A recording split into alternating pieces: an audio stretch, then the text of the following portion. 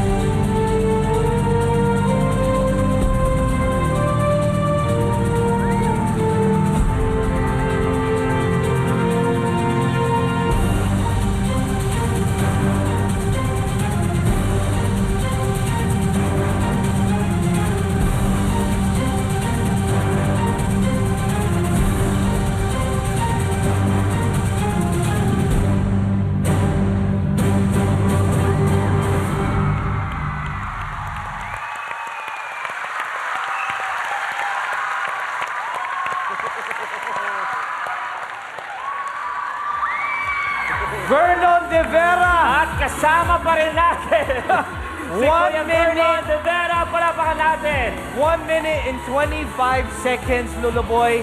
Vernon, ito muna ang iyong... Bago lahat, okay ka ba, Kuya Vernon? Okay tayo lahat. So tingnan natin kung ano masasabi natin mga judges sa ginawa ni Kuya Vernon. Starting with Sir FMG. Lapit tayo ng konti. Vernon, yung ibang nakikita kong ganyan na walang susi.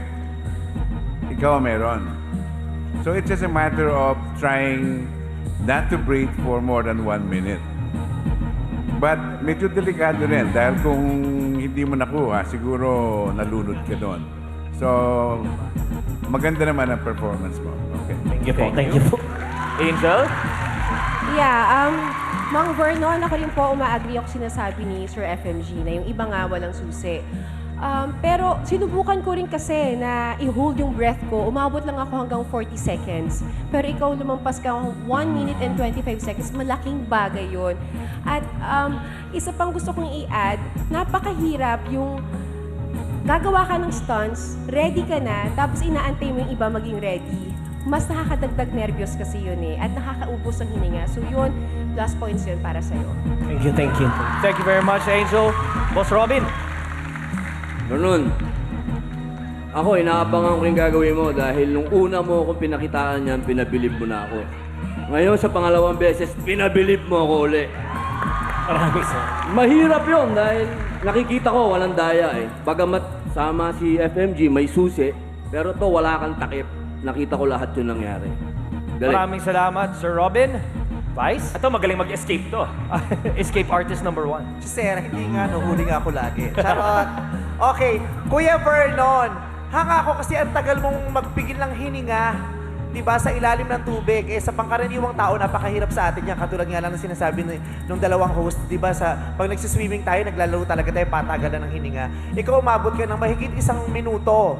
Ang hirap-hirap nun. Yun, napakahirap nun. Pero yung paglabas mo, kung paano mo natanggal yung padla, kung paano mo natanggal yung yung Handcuffs. nasa may susi, nasa tuktok. Actually, it's not a susi. It's a pick lock. Ano yun? It's very Sa hard. pick. Lockpick. Lockpick. Lockpick. Oh, yung lockpick ang ginamit mo para mabuksan. Pero for sure, sinanay mo naman na yung sarili mo doon. Humanga ako dun sa tagal mo sa tubig. Pero yung kung paano mo pinakawalan ng sarili mo, for sure, it's a trick. Diba? It's a trick. Kaya, parang pag-ibig lang naman yan eh, di ba? Sa simula, kapanipaniwala, pero sa huli, alam mong may daya. Yun, oh. Maraming May salamat, bagsak. judges and Miss Hugot.